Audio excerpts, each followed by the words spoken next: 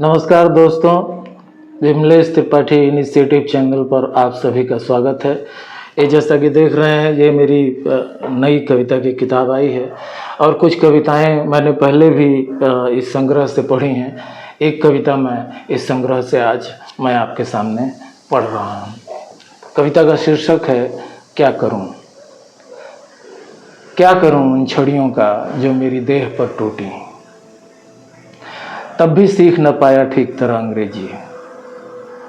वे शिक्षक जो आते हैं आज भी हर रात कुछ न कुछ सिखाने, छड़ी दिखाते डराते, क्या करूं उनका।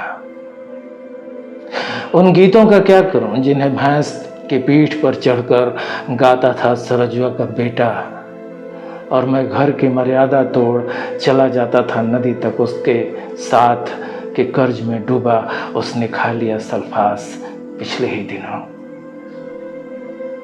उस बांसुरी की आवाज का क्या करूं जिसे मेरी फरमाइश पर बजाता था वह सांवला लड़का।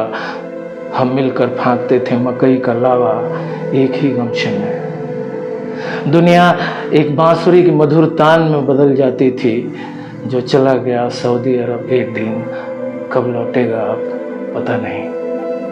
उस भाई का क्या करूं जो आधी रात भटकता था इस सामियाना से उस सामियाना, सुंदर नचनिया और पूर्वी की तान खोजता ले जाता था मुन्ना सिंह और दशरथ तिवारी के गीतों तक, जिसे एक असाध्य बीमारी ने मौन कर दिया, जिसके शब्द और स्पर्श बाकी हैं आत्मा पर कहीं अब भी। उस लड़की का क्या करूं जिससे छीन कर इमली खाना संसार का सबसे बड़ा सुख था, जिसके दुपट्टे में हाथ पहुँचकर उसकी गालियां सुनना नशे से भर देता था कि वह एक बार जो ससुराल गई तो फिर लौट न सकी कभी भी।